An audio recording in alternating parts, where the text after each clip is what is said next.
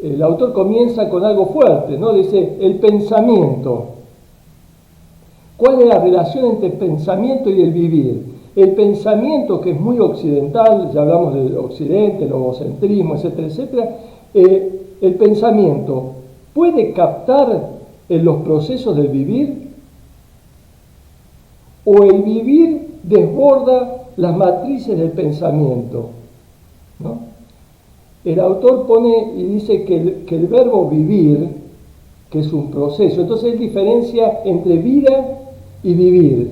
La vida como un concepto estático, conceptual, ¿no? Una categoría, y el vivir como proceso.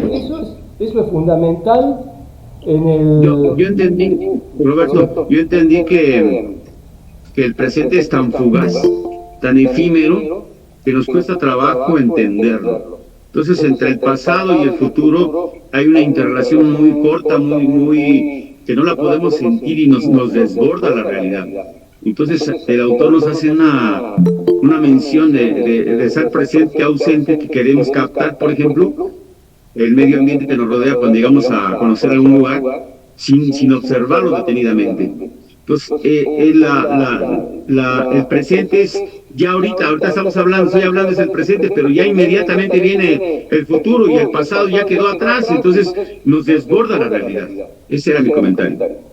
Perfecto, sí, totalmente. El tema, que la pregunta que se hace el autor es, ¿qué lugar le damos al presente? Porque el vivir solamente está en el proceso presente de desarrollo, de desenvolvimiento, ¿no? Entonces ahí está es decir, qué consistencia, si ustedes quieren más a nivel de Les, Guattari, qué intensidades, qué niveles de intensidad tiene nuestro propio proceso vivir.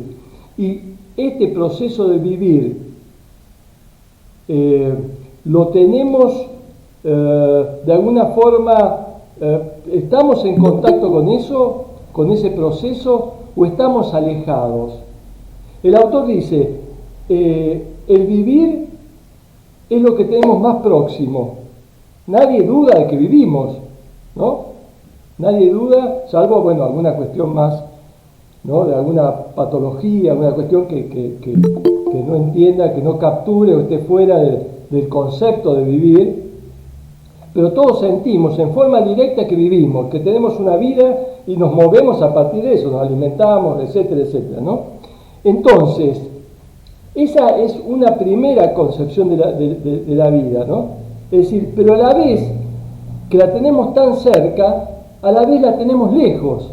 Es decir, se nos aleja cuando tratamos de capturarla, cuando tratamos de que nuestra vida sea un poco más vivible, cuando queremos, entre comillas, queremos ser felices o queremos vivir con intensidades, ¿no?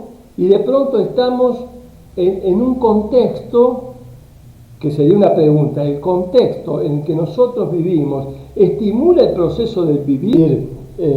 Este autor no trata de ponerse desde el lugar chino, digamos, para decir una cuestión, sino él trata de pensar, hace una crítica radical del pensamiento occidental. Por eso sirve mucho para esta perspectiva micropolítica y que tiene que ver con los procesos del vivir. Entonces, la vida como un concepto, el vivir como un proceso. Primera diferencia sustancial que este autor marca, ¿no? Bien, entonces, voy admitiendo gente, disculpen. Bien, entonces tenemos, por un lado, esta polaridad de lo cercano y lo lejano. Es lo que la vida, es lo que tenemos más cerca y a la vez es lo que tenemos más lejano porque no la podemos apresar.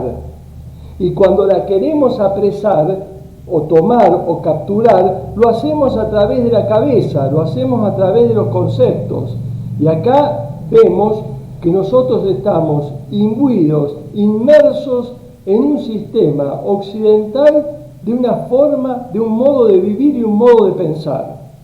Que el autor es muy gráfico y a mí me parece muy interesante. La matriz lenguajera del sistema occidental está estructurado un sujeto, un verbo fundamentalmente ser, el verbo fundamental ser, óntico, de la ontología occidental, y un predicado.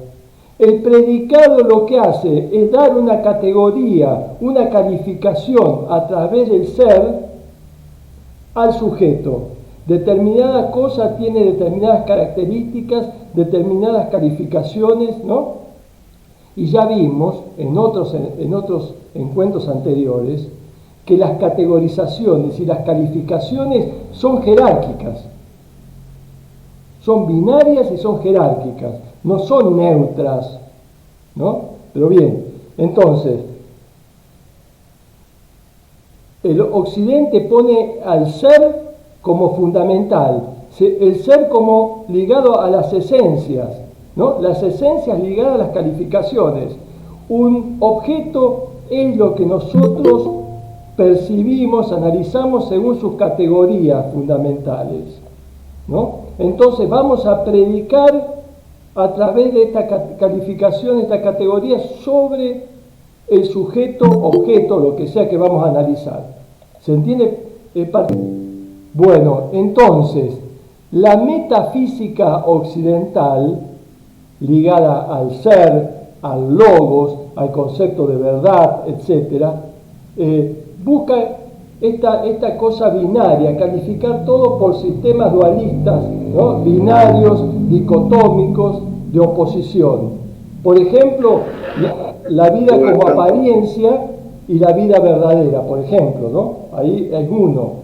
Roberto, me gustaría hacer una pregunta para descontar la conversación, para que cada uno nos pensemos cómo aprendimos el lenguaje.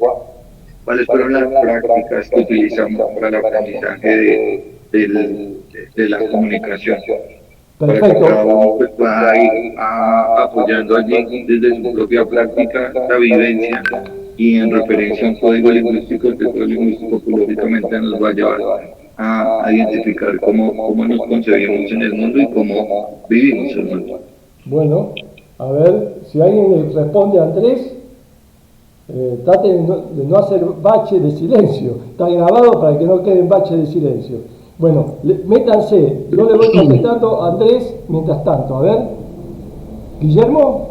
¿No? Sí, yo he escuchado lo de Andrés y le agradezco la intervención y se me ocurre con el mayor de los poderes decir, no sé si responder ahí, pero me parece que esa cuestión de la relación del viviente al hablar, al lenguaje, la relación del viviente al lenguaje por la función de hablar, que es como para todos, el hablar es algo, bueno, para la mayoría, eso hay que revisarlo, pero bueno, parece que hay ahí, a partir de la modernidad, creo que ya se trabajó acá, yo lo he leído en algunos textos, a partir del sujeto cartesiano, que es el soporte tanto de la ciencia como de cierta, digamos, sí, de cierta teología occidental, aunque quieren eliminarla, pero me parece que ahí la relación del hablante al lenguaje es fundamental. El sujeto cartesiano tiene un embés, tiene una opacidad, no es tan transparente ni dentro de sí mismo, y hay una opacidad y un embés que no entra en nuestro común vivir. Por ejemplo, la dimensión de la existencia, para nombrar algo a la pasada. No quiero abusar de la palabra ahora. Bien. Bueno, ¿dónde aprendemos el lenguaje? Lo aprendemos fundamentalmente institucionalizado en la escuela. Ya cuando vimos Rancière, Chelo, ya le paso, Chelo, la palabra. Cuando vimos a Rancière con el maestro ignorante, Rancière planteaba, ¿no?, que el universo subjetivo de un niño, donde va captando la realidad y la vida, ¿no?, aprendiendo las ideas, ¿no?, lo va captando a partir de ensayo-error, lo va captando a partir de sensaciones, de percepciones, de imagen, tomando las palabras de otros, etcétera, etcétera. Esa riqueza constructiva del niño es abortada cuando empieza la escuela. La escuela donde tenemos un libro, tenemos un maestro y tenemos una institución jerárquica que dice y baja, ¿no es cierto?, cómo aprender. Entonces el niño, de ser un proceso activo, se transforma en un proceso pasivo donde tiene que aprender lo que dice el libro y lo que le dice el maestro. No es que no deba aprender, pero el tema es la metodología de aprendizaje. Bien, bueno, ahí vamos interviniendo. Chelo, tratemos de ser cortitos, después Prepper, vamos, Chelo. Hola, buenas noches. ¿Se escucha? Sí, perfecto. Estaba pensando en las construcciones de las que hablaban los compañeros y que desde el punto de vista de Rancière se abordan desde los sistemas educativos como de forma artificial, como abstracciones, como constructos que están separados, cuando en realidad la relación con el lenguaje es una relación muy intrínseca. Todos los constructos que hacemos son, en relación al lenguaje me refiero, están estructurados por el mismo. El lenguaje estructura nuestra visión del mundo, es la matriz. Prepper, sí. Prepper viene de preparacionista, ¿no? Ariel García de Panamá. Vea, yo creo que a partir de hace 20 años, posteriormente con la pandemia, se abre un nuevo contexto en las formas de aprendizaje, ¿verdad? Que lo estamos viendo, estamos contactándonos a nivel latinoamericano con estas tecnologías que hace poco no se podían hacer. O sea, la nueva digitalización, la etnografía de la digitalización, hay que tomarla en cuenta para entendernos en este momento. Eso es mi aporte. Bien, bien. Entonces, hablaron de Rancière. Rancière en el libro Maestro Ignorante, si no lo traiciona Rancière, hablaba del círculo de la potencia, ¿no? Porque Rancière hablaba de la inteligencia, de todas las inteligencias eran iguales, potencialmente iguales, pero que el sistema las hacía diferentes, ¿no? Pasivas, etc. Entonces hablaba del círculo de la potencia. Bien, entonces, si nosotros vemos que venimos en una formación de una metafísica occidental con prevalencia del ser, de la relación sujeto-objeto con las categorías, los significantes, las representaciones que ligan un sujeto a un objeto, que ligan un predicado a un sujeto, ya en la oración, predicado califica sobre el sujeto en base al es, tal cosa es a partir del calificativo, de la propiedad que el predicado le da al sujeto, ¿no? Entonces, la pregunta que se hace el autor es, ¿podemos de alguna forma salir de esta encerrona occidental que no está funcionando? Porque evidentemente vivimos mundos con una especie de patologización del vivir, ¿no? El sistema es enajenante, es alienante y busca el interés propio del sistema económico, capitalista, ¿no? Eso está claro, ¿no? Entonces, para eso hay que formatear las cabezas para que sean sujetos de consumo o sujetos que agencien su propia vida a partir de una mirada neoliberal, por ejemplo, ¿no? Hay más vertientes, pero algunas que hemos estado viendo. Entonces, la pregunta es, ¿hay posibilidades o qué estrategias podemos construir a partir, qué herramientas podemos tener para pensar una ruptura? Por eso decía yo que es radical la propuesta de este autor. Traten de cerrar los micrófonos, cierren los micrófonos porque por ahí se siente alguna interferencia. Entonces, ¿cuáles son las estrategias que podemos pensar?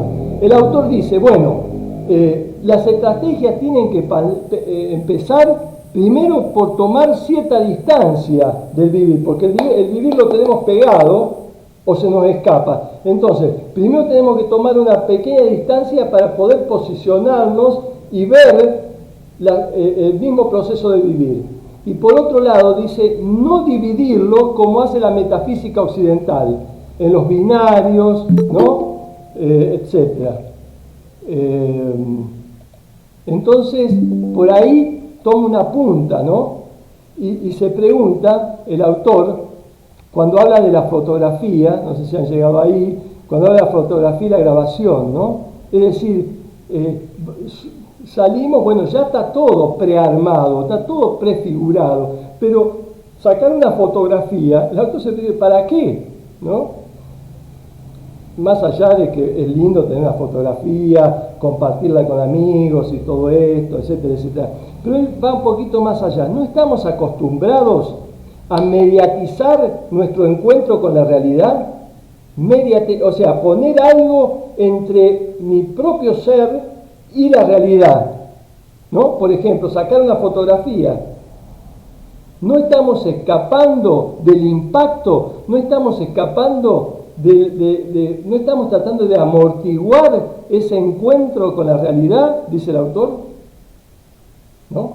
Interesante. Nos cuesta vivir porque estamos como sujetos individuales metidos en nosotros mismos, autocentrados. Estamos autocentrados, entonces nos cuesta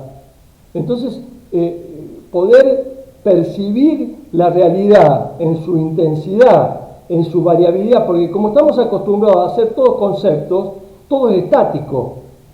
Entonces el autor dice, no todo es estático, todo es móvil, todos son procesos. El universo es proceso. Sí. Para dialogar. Sí. Bueno, yo creo que es muy dialéctico el autor, porque no sé si tú recordarás que maneja la lucha de contrarios ahí.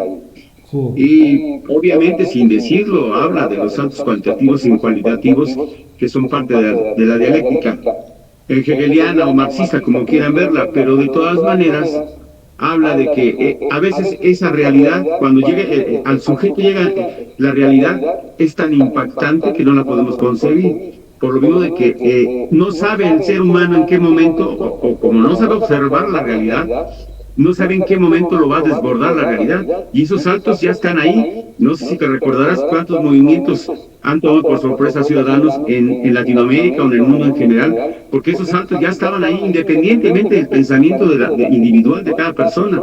Bueno, entonces, ahí, Armando, porque usted ha dicho dos cosas fundamentales que son importantísimas, ¿no? El salto de la realidad, lo que va apareciendo por un lado, y por otro lado la dialéctica. Este autor cuestiona de alguna forma la dialéctica en el sentido de, porque esto es lo importante. Por ejemplo, nosotros estamos muy acostumbrados a la confrontación imaginaria, porque como venimos de los binarios, tenemos metido en la cabeza los binarios, las cuestiones de oposición. Ustedes ven en las redes cómo es, ¿no? Yo soy de tal lado, soy de izquierda, soy de derecha, soy de esto, soy del otro, y me confronto con el otro, no analizo. Bueno, respecto a la idea de esto que tú decías de la dialéctica, es cierto, sí, están los opuestos, eso por eso quería tomar, porque es muy rico lo que dices tú, y lo dice el autor. Son los opuestos, pero ojo, no los opuestos como dualidad, o que uno se ponga de un lado. O sea, por ejemplo, soy de izquierda. Obviamente, este espacio, si lo podemos calificar, ¿no? Podríamos decir, bueno, es un espacio de izquierda, ¿no es cierto? Perfecto. Pero, ojo, porque tomar solamente, y esta es la riqueza de este autor, tomar solamente uno de los elementos, identificarse con uno de los elementos solamente del dual izquierda-derecha, por ejemplo, es pecar de no percibir la realidad en su complejidad y entrar en confrontación y entrar en una cuestión imaginaria, ¿no es cierto? La idea es, más allá de tomar una posición de izquierda, la posibilidad, porque ¿qué es lo que pasa con las izquierdas institucionalizadas? Que varias veces la hemos criticado. Las izquierdas institucionalizadas no se autocuestionan. Entonces cuestionan a la derecha, todo es neoliberal, todo es la derecha, perfecto, estamos de acuerdo, pero ojo, la cuestión, si tomamos desde este punto de vista, sin fijar los elementos y hacerlos un poquito más móvil o dialécticos, diría Armando, me parece que está la riqueza de no posicionarse solamente en un elemento fijo, más allá que elijamos obviamente una posición, conceptuales, más progresistas, etcétera, etcétera, marcan y dicen, bueno, tenemos que captar la presencia de los hechos entonces no tenemos que postergar. Y está bien, ¿no? Por tomar ahí para que no se nos escape, para no entrar en la patologización esta de la postergación, de la demora, etcétera, etcétera. Entonces, está bien. Dice, captar la presencia, ¿no? Capturarla, está bien. Pero dice el autor, y es interesante, y acá forma parte de un gran elemento profundo del autor en su análisis. Dice, perfecto, sí, pero ojo, también es importante no responder automáticamente, sino dar lugar a la demora, dice. No fijarse inmediatamente a la presencia de la cosa, sino dejar habilitar un proceso que va más allá de la conciencia, y acá me parece que es fundamental, y algo de esto dijo Armando, ¿no? Que de pronto aparecen las cosas, aparecen los acontecimientos, ¿no? Que nos sorprenden. Es decir, dejar, dice el autor, que los procesos, pues nosotros nosotros no controlamos la realidad, no controlamos nuestra propia realidad, menos la realidad sociopolítica, ¿no es cierto? Entonces dice, también es importante dejar que maduren los procesos que van a generar un futuro efecto. Es decir, tomando al revés, todo elemento actual es porque emerge, porque es la maduración de algo, de un proceso. ¿Se entiende? No me dejen solo, participen. Si no es medio... ¿se entiende? Es decir, lo vemos yo vengo de la clínica, ¿no? Lo vemos en los pacientes, lo vemos en todos nosotros. Lo que nosotros pensamos, lo que el paciente viene a decir, y de ahí la importancia de los sueños, ¿no? La importancia de la asociación libre que habla del psicoanálisis, los sueños, es decir, ¿por qué? Porque habilitan algo otro. El paciente que viene al análisis o a la terapia, lo primero que comprende es que no maneja su propia vida y que los síntomas son un proceso que se ha fijado, ¿no? Y que no lo puede manejar, va más allá de su voluntad, va más allá de su conciencia, lo padece, ¿no?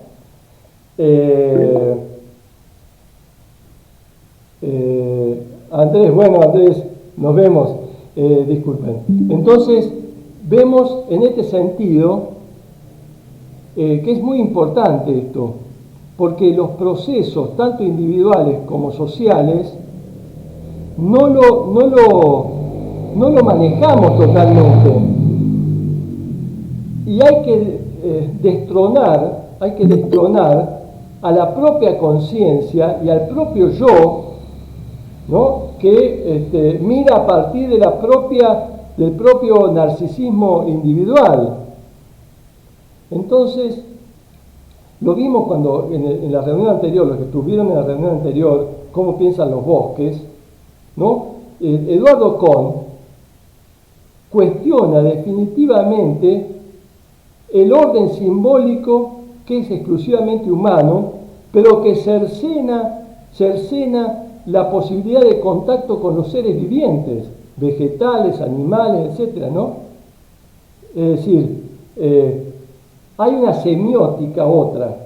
Acá también podemos pensar que hay procesos otros en que el sujeto debe tratar de habilitar para no quedar en la torpeza ilusoria de pensar que la realidad propia es solamente el yo y lo que uno conoce de sí mismo, y que la realidad es la realidad que vemos y percibimos, ¿no? Bien. Bueno. Roberto, yo quería comentar que a lo mejor no me expliqué bien, pero cuando yo hablo de la dialéctica, de la lucha de contrarios, no me refiero o sí a lo binario, pero más bien me refiero al cambio que se hace es que es una interrelación muy profunda entre los saltos cuantitativos y cualitativos para que se formen nuevas realidades cada vez y cada momento, porque esto es esto va, o sea, su camino es sin parar la realidad. Cada día, como dice Heráclito, el agua en el que del río ya no es la misma, no siempre está fluyendo. Entonces, cuando hablo de la lucha de contrarios, me refiero más específicamente a lo que lo nuevo va a determinar a lo viejo, y viceversa, lo que ahorita es nuevo en el pensamiento se convierte en algo viejo. Entonces, a eso me refiero, a esa lucha de contrario, que así le entendí yo al autor también. Claro, Y bueno, claro. y la otra parte interesante que se me hizo es que él, pues como hace sus viajes a China, pues el Tao y al sujeto lo ve como un proceso, cosa que aquí se ve como un objeto en el mundo occidental, y de tal suerte que pues es un sujeto, ahora sí está sujeto a las relaciones de intercambio de mercancías, ¿no? Ese era mi comentario. Perfecto, sí, lo entendí, Armando. Sí, lo que quería puntuar es que el autor toma los opuestos, no como opuestos, sino como elementos intervinientes en el proceso, ¿no? Que bueno, Hegel lo va a tomar después con la síntesis y ese tipo de cosas. Bueno, bien, quería a ver si podemos aprovechar, porque tengo como varias cuestiones acá. A ver, voy a compartir, así podemos participar más, porque veo que están medio callados. Vamos a habilitar una pizarra, a ver si me sale, chicos. Ayúdenme, porque para que le demos un poquito más, no sea tan árido la cuestión. Yo estaba pensando acá a mi izquierda, no sé cómo lo ven ustedes ahí. ¿Ven el cursor? A ver, ahí lo voy a hacer con esto. ¿Ven? Acá, ¿ve? Voy a poner vivir. Ustedes, la idea es que vayan poniendo alrededor de esto otras, está aquí, ¿no es cierto? Se llama nota adhesiva, que puedan ir poniendo. Yo los voy a habilitar para que ustedes puedan escribir o poner algunas notas adhesivas, a ver qué les resuena todo esto. Ahí, hay otro compañero más puso. A ver, vamos a ver.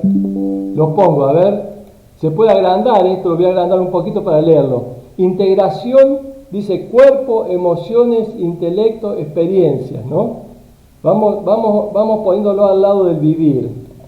Y acá otro compañero o compañera o compañere pone lo inefable, ¿no? Fíjense que sentir, bueno, el sentir,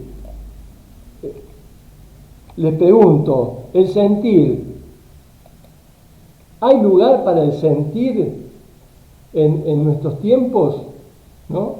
Es decir, donde está centralizado el sujeto pensante o el sujeto de consumo, o el sujeto que agencie su propia vida narcisista, egoísta, en su propia quintita. Es decir, ¿hay la posibilidad de que haya un afecto hacia otros?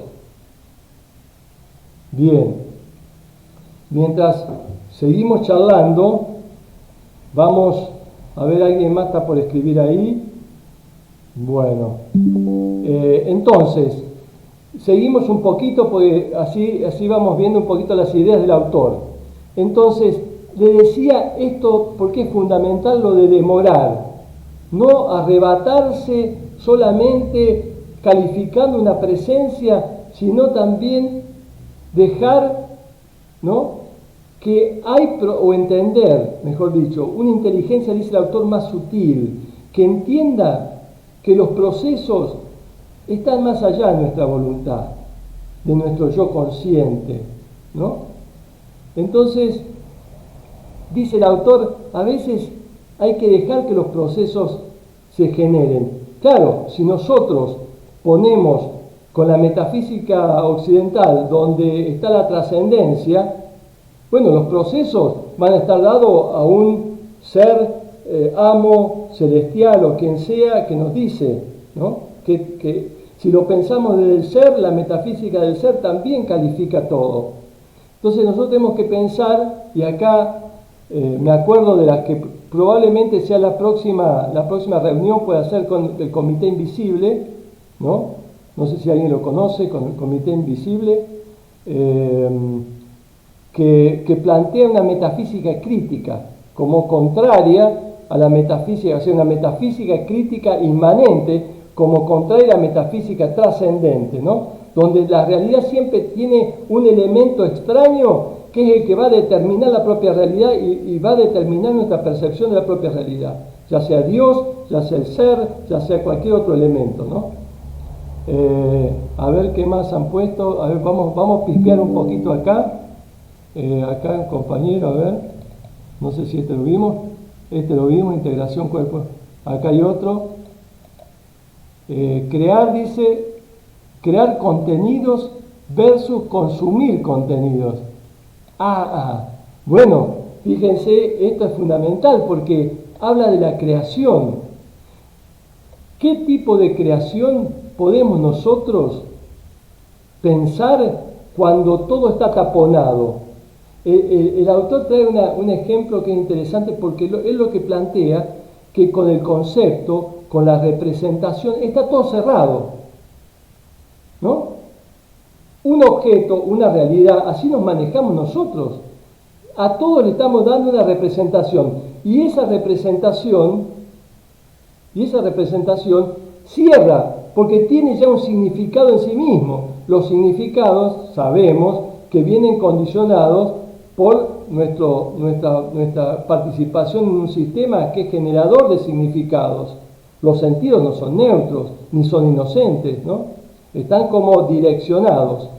Entonces, crear, la posibilidad de creación que abre. ¿Qué es una creación?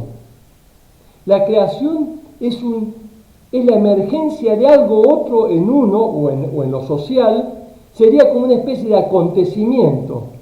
Los acontecimientos no surgen del llano de las representaciones, es algo que aparece, que irrumpe, el Mayo francés, por ejemplo, una obra literaria, una relación amorosa en su plena intensidad amorosa. Son acontecimientos que subvierten la propia realidad instituida. Bien, me van a dejar seguir hablando solo, ¿no? Bueno, Roberto. Sí. Yo creo que el ejemplo de ahorita, el estar plasmando esto, estamos tomando al presente en el sentido de plasmar conceptos, ideas que tenemos de la realidad en este justo momento, y tener conciencia de lo que estamos haciendo hace la diferencia con la gente que no la tiene. Entonces, ese es el sujeto pensante, el pensar de los individuos con respecto a comprender la realidad de tal suerte que saber que nos comprometemos a algo, por ejemplo, a decir, bueno, aunque es futuro, puede ser presente, pero me comprometo a venir a esta junta, me comprometo a escribir, me comprometo a luchar, me comprometo a ir a una marcha, me comprometo a leer un libro. Ese es tomar la realidad en nuestras manos. Exacto. Fíjate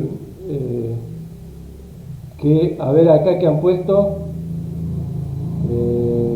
a ver acá, emancipación afectiva, poética y política. Bueno, ahí está la cosa, ¿no? Ahí está la cosa, emancipación afectiva, poética y política. Son todos elementos que abren al acontecimiento. El acontecimiento político, el Mayo francés, el 2001 en Argentina, los procesos en Colombia, en Chile, etcétera, ¿no? Eso no está en el orden categorial, porque son irrupciones de elementos del otro proceso que por alguna forma han ido madurando. Fíjense lo de Chile, no sé si hay alguno de Chile ahora en este momento que nos pueda contar, pero comenzó todo con una cuestión en una escuela, ¿no? Con unas toma de escuela, una cuestión muy local, y fue creciendo, pero que desbordó a los propios estudiantes, ¿no? y plantearon una asamblea constituyente, etcétera, etcétera, ¿no? Fíjense que esa fuerza constituyente de los sujetos en lo político está dado por fuerzas que no están dentro de lo normado, de lo instituido, porque lo instituido es el sistema jerárquico, institucional, ¿no? Donde todos son engranajes del sistema. Son las mujeres en la calle, son los trabajadores en la calle, son los artistas, son los amantes, son todos esos los que van generando otro tipo de cuestión que le da aire a esta vida asfixiante que tenemos. Me estoy posesionando un poco ahí, ¿no? Traten, les dije acá, chicos, para los que no han entendido, acá en la nota adhesiva, la parte izquierda, abajo de la flechita blanca, tenemos las notas adhesivas, ¿no? Acá entonces, afectiva y poética. Bueno, este autor trae como ejemplo varios elementos de ruptura de esta cuestión instituida, de esta metafísica occidental. La poesía es lo que permite que eso otro aparezca y genere algo, ¿no? El haiku, también nombre del haiku, que es en una frase chiquita, ¿no? Que tratar de capturar la realidad, una realidad sencilla, simple. También habla de otros elementos como la metáfora, etcétera, etcétera, ¿no? Perdón. Sí. Quería aportar algo acerca del haiku y de otras composiciones poéticas japonesas, que lo que buscan es interpelar al interlocutor y sacar, desautomatizarlo, romper ese pensamiento mecanicista, esa lógica positiva, racional, para que vea otros horizontes posibles de pensar.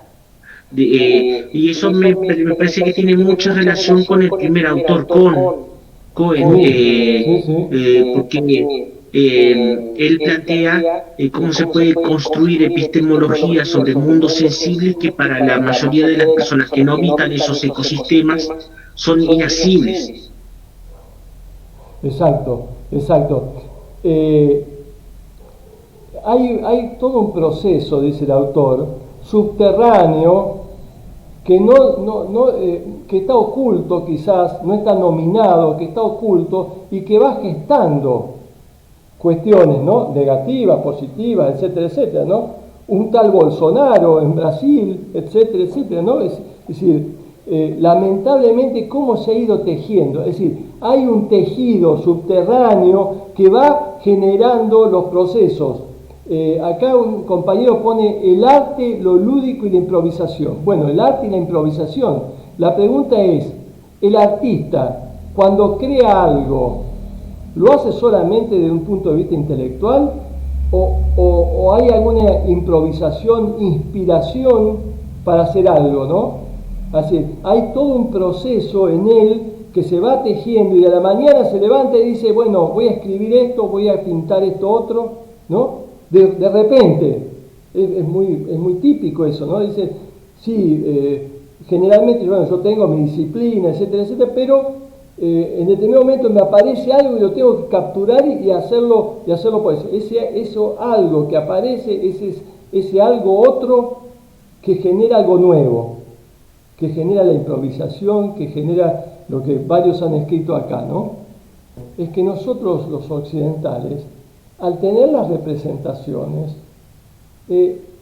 la representación no tiene vida. La representación en realidad es una calificación que se separa del proceso de vivir. Generalmente las representaciones, como son dadas, no son casi nuestras, pues nosotros somos pensados. Por eso, no pensamos, somos pensados. Como no capturamos o no tratamos de meternos en el proceso de vivir, nos cuesta pensar. Entonces tomamos lo que nos dicen que pensemos. Esto en forma sutil, ¿no es cierto? Obviamente. Aparte es muy difícil no pensar al modo de los modos de vivir en el que estamos inmersos, ¿no? Entonces, la representación entonces mata la cosa, ¿no? Mata el proceso, lo representa, lo vuelve abstracción. Abstraemos los hechos de la realidad, hacemos una abstracción, que es lo que decía Kohn en Cómo piensan los bosques. El occidental, nosotros nos creamos las representaciones. Las representaciones son binarias. Tenemos el sujeto y la naturaleza. El sujeto como reino egocentrado y la naturaleza sería un recurso nuestro. No, nada que ver. Somos seres vivientes ligados a otros seres vivientes y ligados a un cosmos o un mundo, ¿no? En continuo movimiento, donde las cosas también están en movimiento. Entonces, es muy difícil en la metafísica de la representación poder sintonizarse con los procesos y los movimientos de la realidad. Entonces, dice el autor, toma un ejemplo.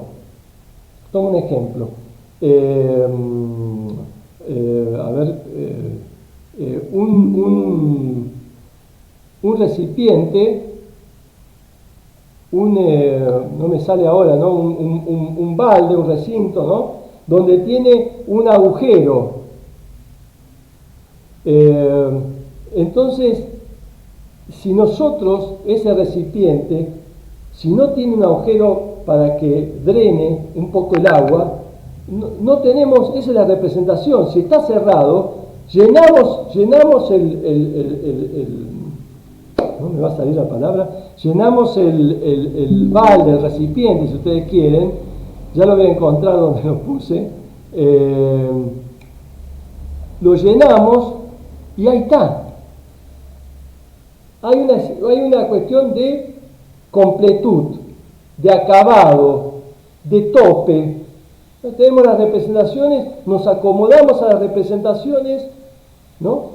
Entonces, dice el autor, pero si nosotros a ese gran balde, si ustedes quieren, ese gran recipiente, le dejamos un agujero que drene, hay un juego entre lo lleno y lo vacío. Entre lo lleno y lo vacío. Entonces, nunca va a estar ni totalmente vacío ni totalmente lleno. Esa tensión, volviéndolo a Armando, de los opuestos, esa tensión de los contrarios, es la que hay que mantener porque nos da la posibilidad de pensar, nos mantiene vivos.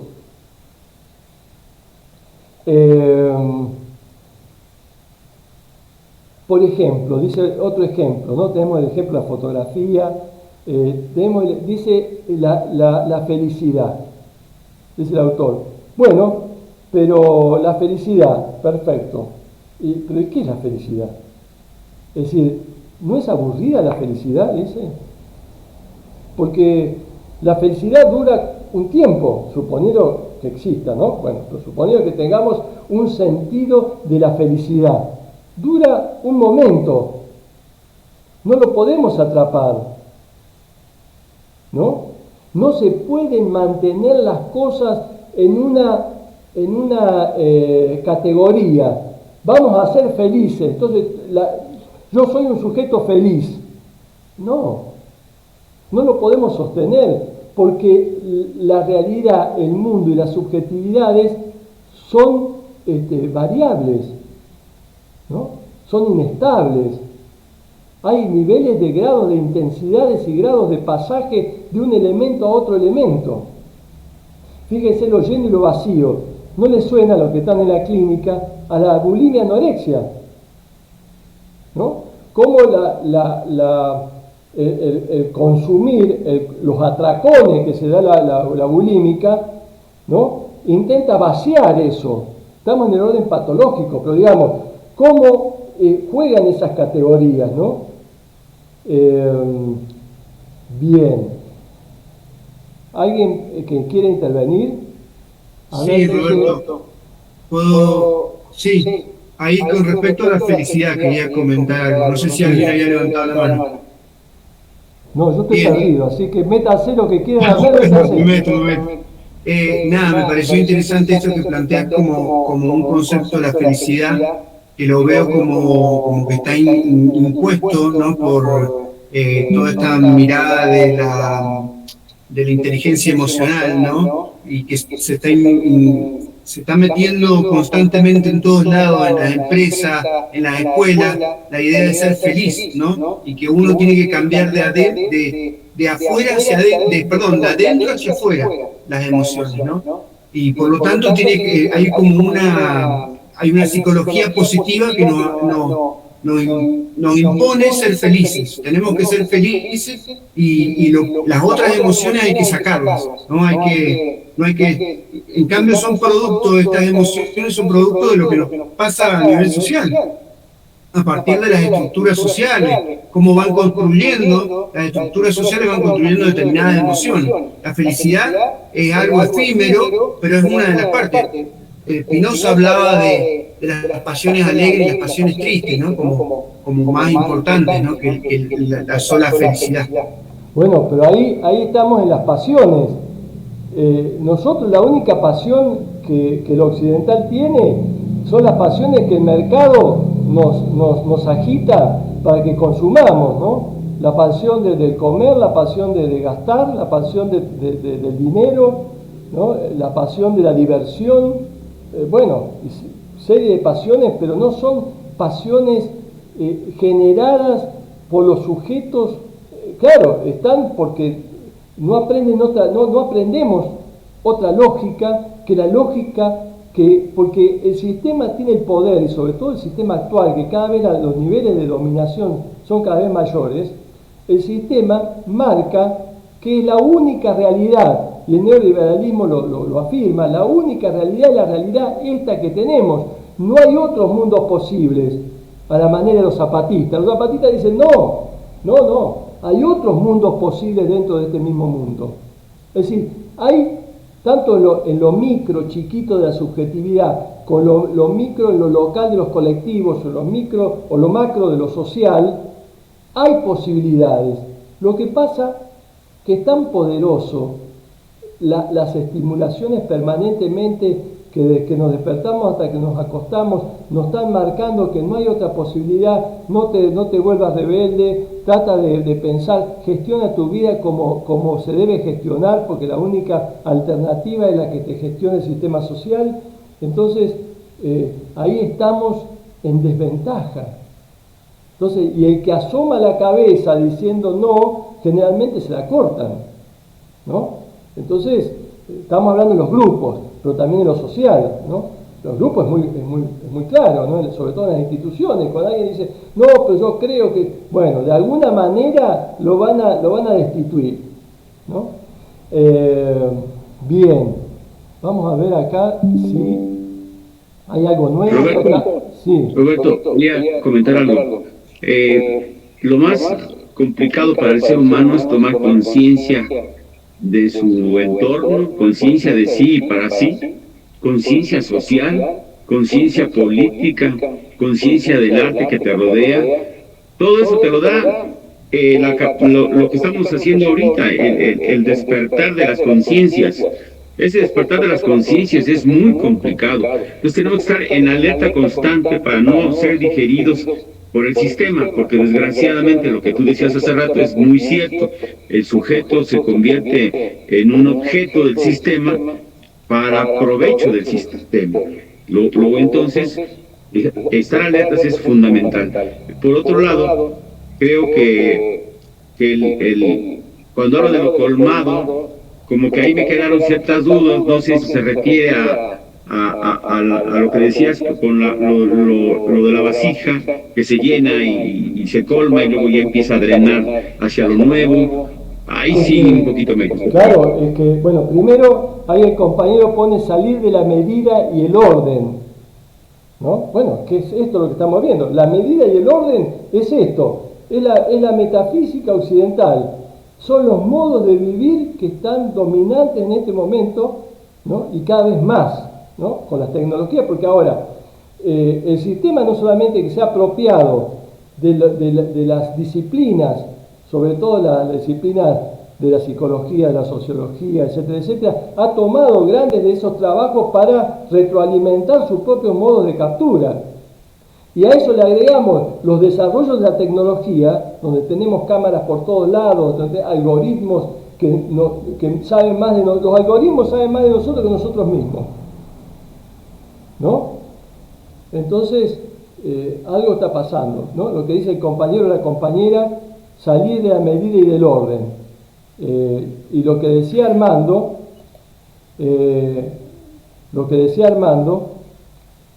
es que lo de colmado el autor lo dice fundamentalmente desde el punto de vista de lo lleno. Es decir, vuelvo a decir, lo colmado implica, o sea, la vasija llena, lo que significa que no hay otra cosa más que se pueda agregar.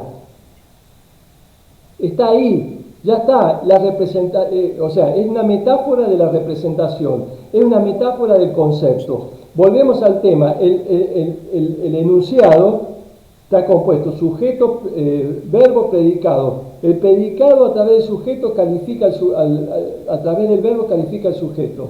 Entonces ahí está, eso es lo colmado. Ya está, lo aprendemos en la escuela, nos repite, tenemos que memorizar permanentemente eso. Y bueno, y ahí estamos, repetimos como loros, la famosa frase muy interesante, repetimos como loros. No pensamos, está todo colmado. Es como que te digan, tú tienes que aprender esto, es así, no te preocupes, es así, está colmado. Por supuesto que todo lo que está colmado también desborda. Y acá está lo interesante, ¿no? Porque lo que es tan rígido en lo social, siempre hay cosas que lo van desbordando. Las mujeres que no votaban, pero así tenía que ser. ¿Cómo van a votar las mujeres? Si las mujeres tienen que estar en su casa. El territorio de la calle es del hombre y la calle es la política. Entonces es del hombre. El espacio de la mujer es la casa. Pero ojo, porque la casa también es dominio del hombre. Violencia de género, etcétera, etcétera, ¿no? O sea que el hombre controla la calle, controla la casa. Controlaba en aquel tiempo, ¿no es cierto? Era impensable que la mujer pudiera votar. No hace mucho. De pronto, los procesos que fueron madurando, entiendas esto, acá está la sustancia interesante, los procesos que han ido madurando a través de gente que pensaba, como todas las luchas, aparecen, fracasan, se activan, se desactivan, ¿no? Los procesos emancipatorios, ¿no? En 2001 en Argentina, se vayan todos, de una gran movilización social, cayó un presidente, y quedaron todos los que se tenían que ir. Pero en el momento fue la irrupción de la potencia, de las fuerzas emancipatorias, de lucha, como ustedes quieren llamar.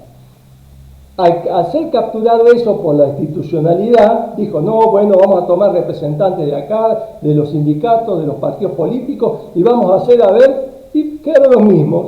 Cambiaron las piezas, pero siguieron los mismos. Me perdí, no sé dónde iba. Bueno, estamos en lo colmado, entonces, lo colmado tiene que dejar, por eso el agujero en la vasija, tiene que dejar que drene para que lo vacío también intervenga. Es lo mismo, el autor habla también de la presencia y la ausencia, ¿no? Los griegos, dice el autor, los griegos, y bueno, toda la metafísica occidental, la filosofía occidental, plantearon la presencia como importante. La ausencia estaba como descartada. Pensamiento ligado al logos, ligado a la identidad, ligado a la verdad. Todo eso tenía que ver con la presencia. La ausencia era un obstáculo. Después, bueno, una serie de desarrollos, pero más o menos era eso. Y el autor dice, no, la ausencia es importante porque está mostrando algo otro que la presencia no tiene.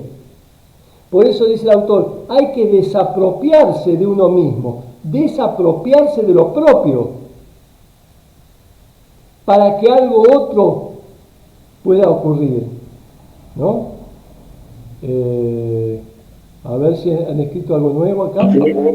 Roberto, Sí. bueno, yo entendí, no sé, entonces no me quedó muy claro, yo entendí que la realidad es tan profundamente grande que aunque tú vayas a un lugar y la realidad, vamos a suponer que llegas a París o que llegas a Buenos Aires o a México y ves algo, un edificio monumental y te desborda la realidad de tal manera que empiezas a fotografiarla, pero no la entiendes. Entonces quiere decir que estás presente pero estás ausente. Estás ausente porque no tienes la capacidad de entender la realidad. Eso es lo que yo entendí, no sé si está... Sí, sí. Por un lado tenemos la multiplicidad de la realidad. Tenemos la multiplicidad. Claro, no podemos captar la infinidad de detalles de esa realidad, ¿no? Esa es una percepción. Pero tenemos reducirla, si querés, la realidad. Reducirla. Estamos viendo una vasija en un lugar, en un museo, qué sé yo, y le vamos a sacar una foto, le vamos a... ¿no? Entonces, no es solamente lo cuantitativo, sino que hay algo del orden de lo cualitativo, ¿no? Es decir, estamos ausentes porque no soportamos o no podemos engranar con la propia realidad. Tenemos una dificultad ahí. Entonces, amortiguamos eso con la foto, con la grabación, no escuchamos atentamente al profesor o quien sea, ¿no? Nos dispersamos, la dispersión, la falta de atención. Entonces lo grabamos, total sabemos que lo grabamos, y cuando vamos a grabarlo tampoco le damos totalmente, nos cuesta, ya lo hemos dicho varias veces, nos cuesta mantener la atención por varios minutos. Y cada vez, no sé si fue Armando, quién fue, que plantea que era muy difícil, cierta dificultad, ¿no es cierto?, por el sistema en que estábamos, etcétera, etcétera. Pero ojo, no es solamente el sistema en que estamos inmersos, sino nuestro propio sistema subjetivo, el que estamos nosotros atrapados, ya atrapados en nosotros mismos, porque somos una reproducción, un calco, dirían Deleuze y Guattari, ¿no? No hacemos rizoma, repetimos, no hacemos cartografía, repetimos, mapeamos,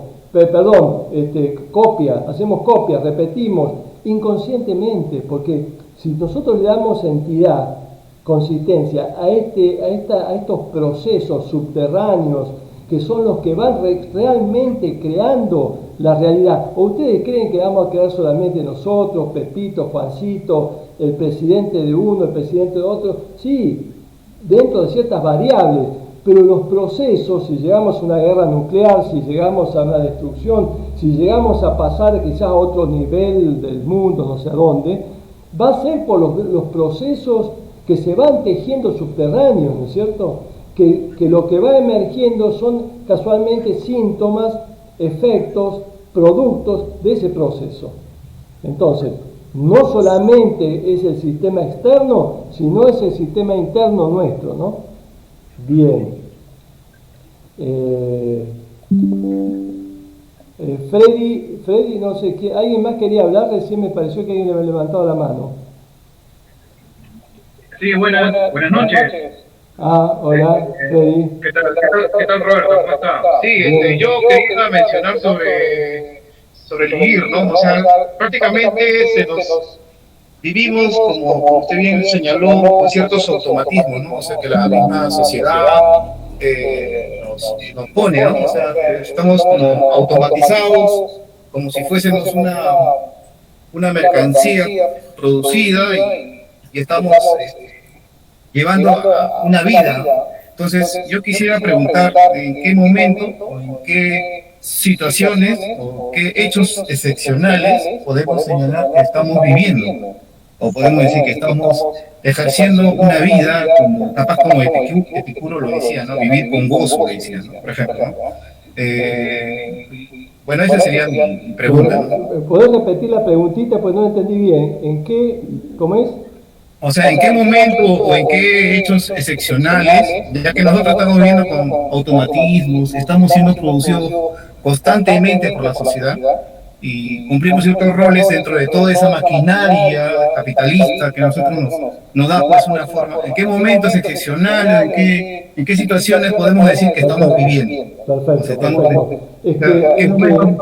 Es que en todo momento, es lo cotidiano, es el vivir. Es el vivir donde estamos, dice, no estamos presentes, estamos ausentes. Es el propio proceso, mientras estamos sacando fotos, mientras estamos consumiendo determinadas cuestiones, estamos alejados de esa producción deseante nuestra, o de esos afectos, ¿no? Somos, diría Nietzsche, somos más reactivos que activos. La sociedad es una sociedad reactiva que tapona las producciones deseantes, las producciones activas de los sujetos individuales, de los colectivos, etcétera, etcétera, ¿no?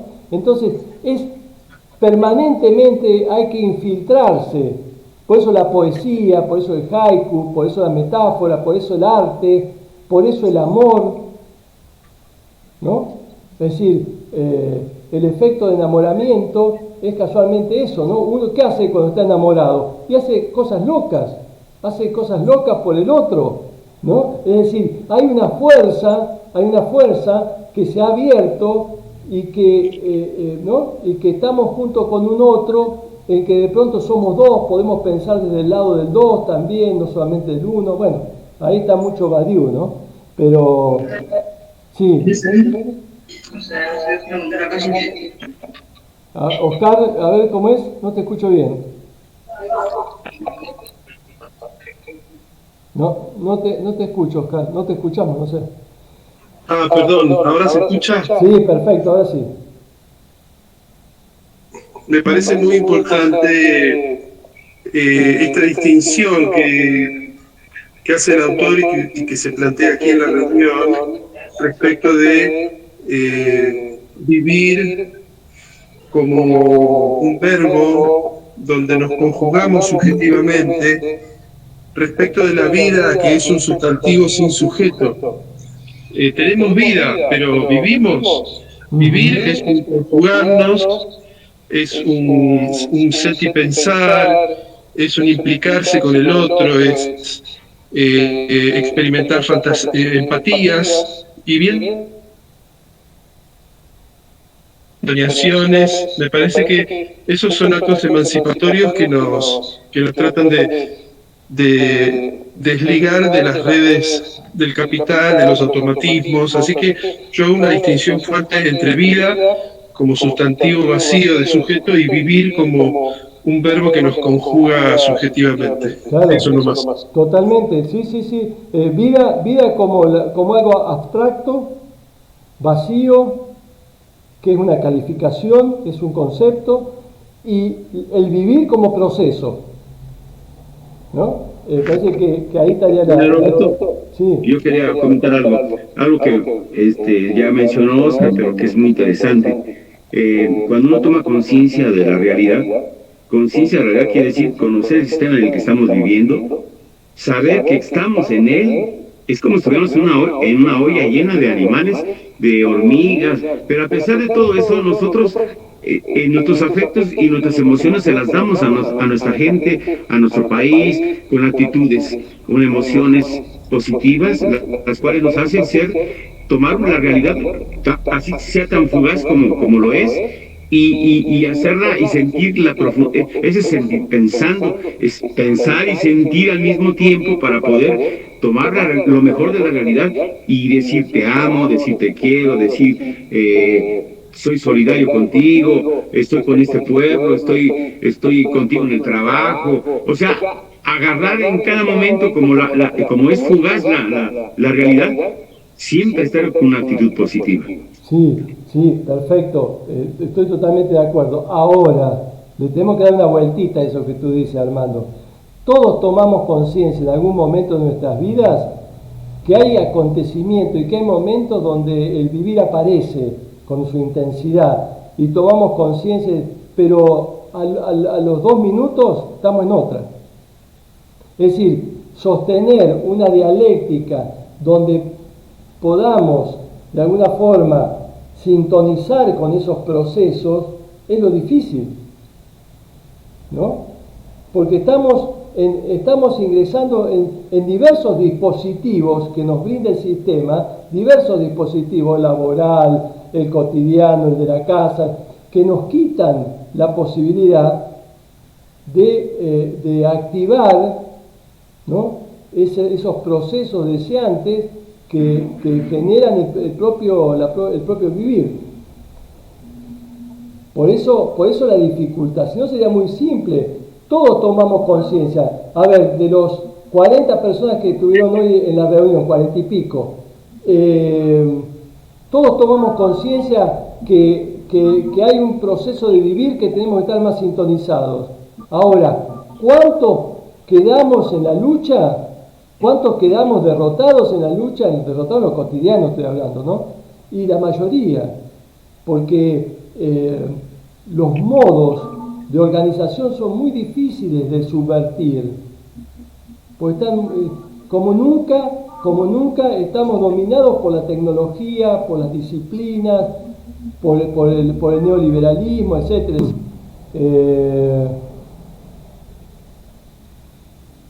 ¿Puedo opinar, Roberto? Sí, Freddy. Quisiera señalar en la presentación, en una de las páginas del libro, el autor menciona, refiriéndose a, por ejemplo, a preguntas, pues cómo es posible alcanzar el aquí y el ahora sin que la inmediatez nos absorba, pero sin dejar que se nos escape. Y él responde más o menos diciendo que esto implica desarrollar una estrategia del vivir que sustituya la moral. Parece que el ser humano se ha hecho una trampa al propósito al crear reglas morales.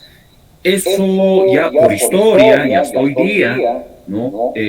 Las personas estamos viviendo, no hagas, haz aquello, te prohíben, se van en contra de las ideas y hay conflictos en ello. La iglesia es un ejemplo, para poner solamente un ejemplo, porque en otros espacios de igual manera es. En el Perú, por ejemplo, esta señora que, bueno, los puneños, los ayacuchanos, los cusqueños, dicen que es usurpadora a la presidencia, ¿no? Por mantener una norma en el Perú, que es el derecho de elegir y ser elegidos, han muerto 62 personas, por una regla, por una norma, ¿no? Entonces uno puede decir, sí, pues, el ser humano lo hacemos a propósito para que otros dominen a una mayoría mediante normas y reglas y así evitar, ¿no?, que se desborde, ¿no?, lo que ellos temen, ¿no? Bien, Freddy. Bueno, pero casualmente lo que tú dices es central, porque la moral te la hacen que la introyectes, que la incorpores, ¿no? Es decir, la religión, la moral societaria, la mujer no podía votar, etcétera, etcétera, ¿no? Entonces, para contrarrestar la moral es necesaria una ética, ¿no? Una ética que no siga las reglas morales, sino una ética que trate de pensar, romper con esa moral. Y tiene que ser una ética, ¿no? Entonces me parece que eso es fundamental.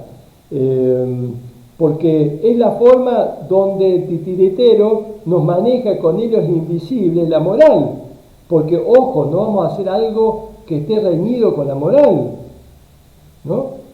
Es decir, ojo con la identidad sexual, tenés que tener una identidad, nenito, nenita, etcétera, etcétera.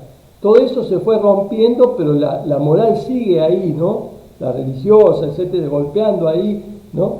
Hay mucha gente que transitó la vida en diversos países yo hablo de Argentina, pero que han padecido por tener una identidad sexual otra, han sufrido bullying, violencia, agresiones permanentes, exclusiones, y eso son huellas que quedan como heridas, ¿no?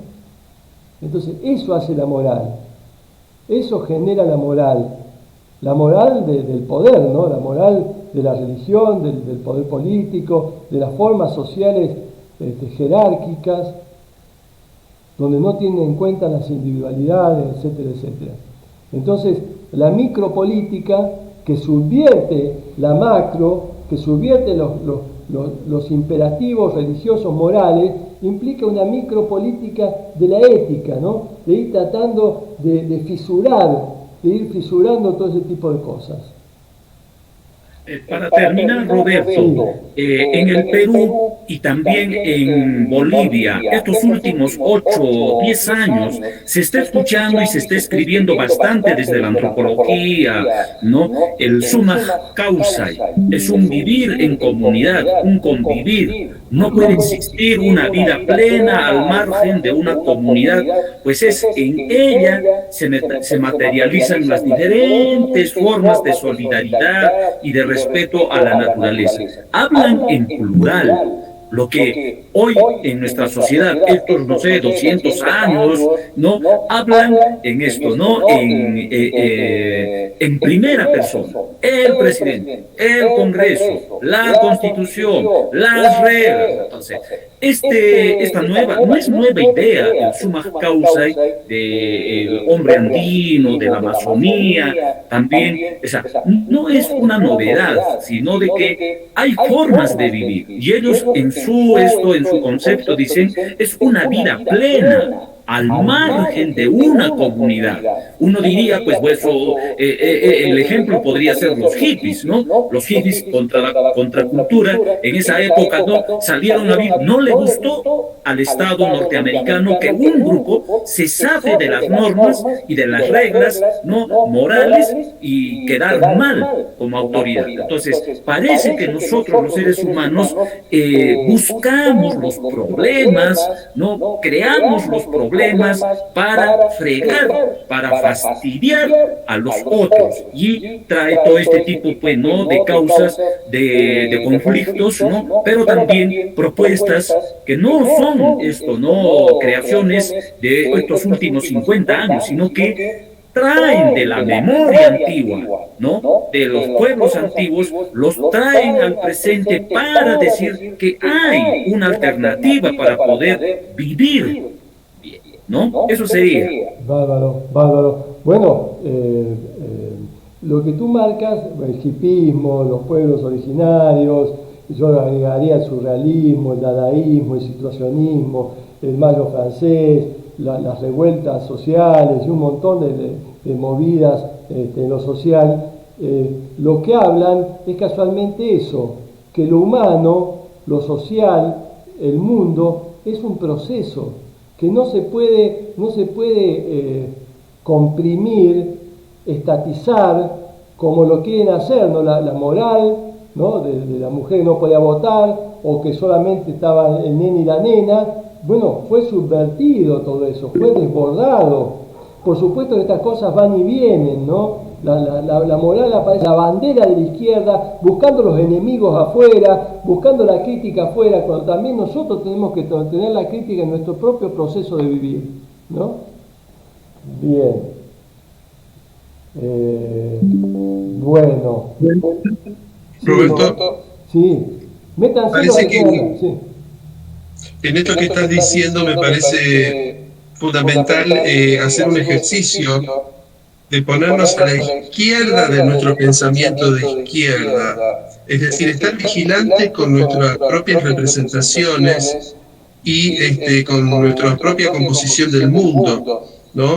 No contentarnos con un ideario, sino estar vigilantes acerca de si ese ideario está siendo capturado o no por el sistema y demás. Entonces, estar siempre a la izquierda de nosotros mismos podría ser un modo de vivir, me parece. Exacto. Pero dice, me parece interesante, por supuesto, lo que dices tú es válido, pero también dice el autor desapropiarse de lo propio, ¿no? Desapropiarse de lo propio no implica quedarse como un ente enajenado, no, desapropiarse de lo propio, de las cargas propias que tenemos, porque esas representaciones van a estar en nosotros, pero licuarlas, hacerlas más flexibles, hacerlas más difusas, para que podamos de esa forma intervenir y que aparezcan fuerzas nuevas, ¿no es cierto? Me parece que esa es un poco de la izquierda, pero fundamentalmente salir de las dicotomías, ¿no? Porque si no, no vamos a pensar nunca, como decía Eduardo Kohn, por ejemplo, de poder pensar la semiótica otra, ¿no? De los signos de la naturaleza, de los animales, ¿no? De esa diversidad, de esa multiplicidad. Por eso lo he dicho una y mil veces, la lucha política es la lucha por la batalla por el pensamiento. La lucha política es la batalla por el sentimiento, ¿no? Entonces, la lucha es una lucha semiótica, en última instancia, ¿no? Porque si nosotros logramos atravesar esa lucha semiótica, las otras ya están, ya las sabemos medianamente. Entonces, no entiendo, por ejemplo, que sigamos sosteniendo nosotros el sistema jerárquico representativo de las elecciones con un presidente, los tránsfugas que están con el Ejecutivo, ¿no? Es decir, que sigamos sosteniendo donde te dicen, votá cada 4 años, total, vos tenés el poder de elegir a tu... No, y vemos, y fracasamos una vez, fracasamos otra vez, y seguimos sosteniendo el sistema. Un sistema que nos quita, se apropian de nuestras propias decisiones políticas para delegársela a unos tránsfugas que son nuestros representantes. Es decir, pero si vos decís algo en una reunión, algo así, te dicen, estás loco. No. Pero sin embargo los putean, dicen que son unos corruptos todos, pero siguen avalando el sistema, porque no lo significan. Y ahí tenemos la colonización semiótica. Porque si uno identifica realmente el sistema, va a tratar por lo menos más allá que vaya a votar o no vaya a votar, pero sí cuestionarlo en los lugares donde podamos transmitirlo, que este sistema tiene que caducar en algún momento, como caducó el sistema esclavista, como caducó el sistema después contra las mujeres, etc. Es decir, en algún momento este sistema va a tener que ser más horizontal, va a tener que tener otro formato. No sabemos cuál, pero esta política por venir hay que sostenerla. Hola, Pablo. Pablo. Estás muteado, Pablo. Sí, Roberto.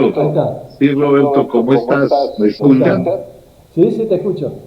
Te escuchamos. Bueno, mira, en primer lugar, menos mal alcancé a vincularme al grupo, porque para mí esta experiencia, esta vivencia del grupo me coloca en la perspectiva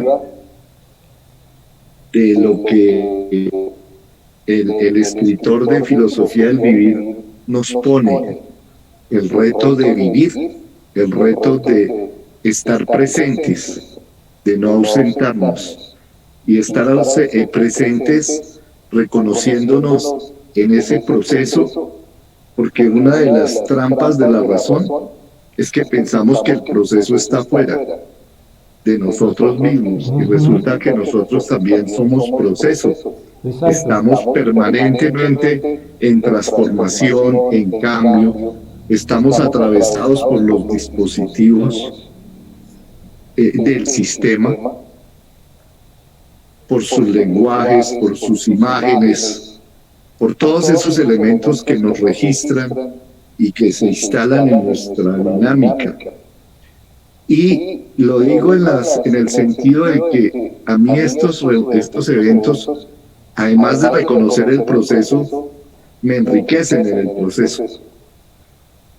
Y eso es, a mi modo de ver, un elemento vital de ese enfoque micropolítico. pero como lo señalan los autores, la micropolítica no desconoce la otra dimensión macropolítica. Lo que pasa es que reconoce que si ese proceso macropolítico no va acompañado de estas transformaciones subjetivas, pues estamos perdidos. Sí, y yo estoy de acuerdo. Fíjense que cuando nos registran si somos de izquierda o derecha, nos quieren meter en esa condición clasificatoria. Lo importante para nosotros no solo nos identifiquemos desde el punto de vista de la izquierda, sino que entendamos que vivimos un proceso de transición y que lo que está viviendo el mundo es una transición profunda hacia otro tipo de sociedad, no sé qué tipo de sociedad, pero hacemos parte de ese proceso y reconocernos en ese proceso me parece muy interesante. Entonces termino diciendo que la filosofía de lo que más me llamó la atención de lo que alcancé a leer es ese sentido de que la vida va más allá del pensar y que la vida es un actuar, es una intervención en presente permanente, porque es el presente el que te permite delinear, abrir caminos, reconocer dinámicas y abrirse a posibilidades. Entonces eso me quería compartir con ustedes. Perfecto, Pablo, perfecto. Yo, esto no lo dice el autor, pero lo digo yo, me parece como que las representaciones y las representaciones articuladas son los grandes atractores, ¿no? Son como grandes agujeros negros que nos chupan la sensibilidad, que chupan las emociones, que desconectan al cuerpo. Entonces, por las representaciones como las nos estamos viendo la próxima. Pero sí dijimos que es una forma, una manifestación del presente, acuérdate. Perfecto, disculpe, hermano, usted está bien. Bueno. Un placer como siempre. Así que buenas noches a todos. Buenas noches.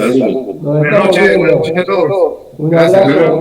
Un abrazo fraterno, compañeros. Hasta luego, muchas gracias. Nos estamos viendo. Chao, hasta luego. Nos vemos.